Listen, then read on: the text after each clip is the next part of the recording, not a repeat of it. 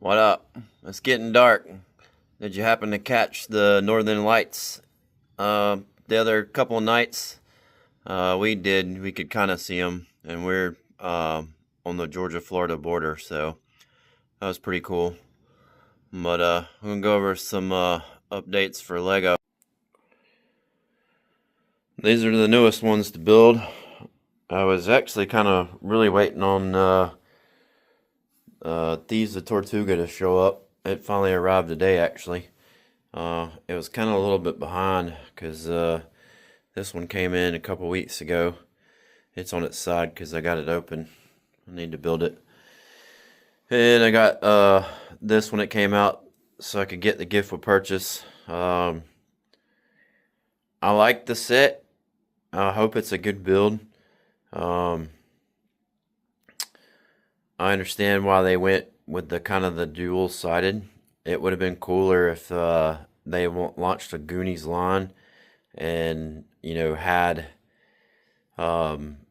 actual different sets based on the different themes of the movie, like the hotel leading down to the caves, and then the different scenes of the caves, and maybe make it to where they would have interconnected if you bought them all, you know, leading up to the ship and then having the ship by itself, because we can always use another complete pirate ship. But even with that, this set looks pretty cool, and the gift was purchased was I thought pretty decent.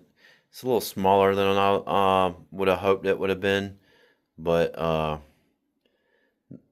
you know, I think what they included in it kind of helps out with that. I've been moving stuff around. Tent of 4 is back up here, and that's down here now. It has a smaller profile, so I think that kind of works out better with the train tracks behind it. And I made room so Tent of 4 would fit better on the shelf, basically. And then I've moved other stuff around over here, just finding better ways to display it. Like I got all the gunships together. You can see my piles of droids. Some go to sets, and I think some are extra that I bought on BrickLink. But that's kind of been a big part of what I've been doing, is just arranging stuff around the room and finding places for it. An example is I put Ominous Isle back together and got it on the shelf over here with all the other pirate stuff. I have like the pirate ship, like it showing up. And of course they're making that guy walk the plank, which is a Star Wars character from The Force Awakens, I think. I don't remember his name. But anyway, got that back together and got it over here, so that freed up that space over there where it was, and it's not getting beat on from moving it around constantly. I kept bumping this bench work and making these figures fall over, so I dug out a plate, or a floor plate, or whatever you call them, and put a bunch of the figures on there so they'd quit falling over. I have all the Lord of the Rings sets together. I put them over here, moved the Titanic back. The dive sets is kind of packed up at the moment. I need to go through that and finish making sure each set has all the pieces and stuff. But got this moved over here. It looks pretty good. You can see it better. And of course, the Death Slice took that spot. And then I put Lord Vader's castle over there, which freed up a bunch of space over there. And I've moved a little bit of stuff around over there, I think. So this was finished. My wife and I put it together. It's a good build. It looks good. It really looks good hanging on the wall. The only issue I had with it is it's a lot of little pieces, and your fingers hurt trying to put those pieces in place. And with those little pieces like that, it's kind of tedious or whatever. So it's not like a super fun build. It's a cool build, but um, you know, it's I don't know. I'm trying to think on how to describe it.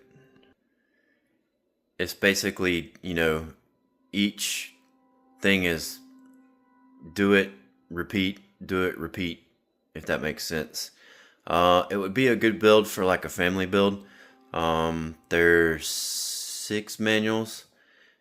Manual 1 builds the base, and then there's 5 of these sections that go across that you put together. So if anybody's looking for like a family build, this is a good set to get. It also has a podcast that's about an hour and 20 minutes long that goes along with talking to 2 people in the scientific community with somebody interviewing them and then talking to the designer. And they do have Easter eggs here, hidden in there. So yeah, they have this telescope that's a reference to what took this picture, I believe. You are here.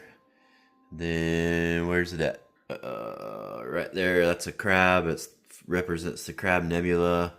And then I don't know if I can move the camera. There's a thing over here to represent a hidden alien.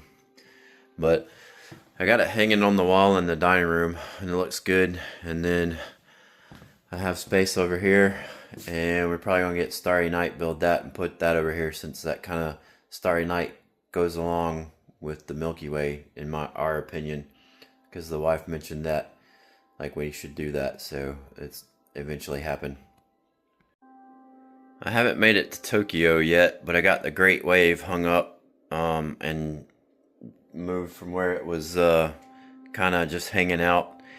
It's over here on our Palau wall, basically, because we got these when we went to Palau. And I can't remember the name of what they called these, but these are like telling the story of creation, for how they believed it came about. And they're somewhat erotic. But anyway, I got that hung up over here and it looks good. So that's something else that's been going on. So I'm going to end this here. We got the little Christmas scene set up with the lights. I'm not sure if I got it the way I want it. The lights are on behind it. I may try to get one of the lights into the Home Alone house a little bit better. And I do need to break out the Christmas decorations that go with this set that are hidden in different parts of the set to decorate it for Christmas. But these are what I have at the moment. So my sleigh and reindeer are 2 sets combined. With the sleigh, I just figured out how to make it larger, and then I BrickLinked an extra deer to be Rudolph. And then of course I have the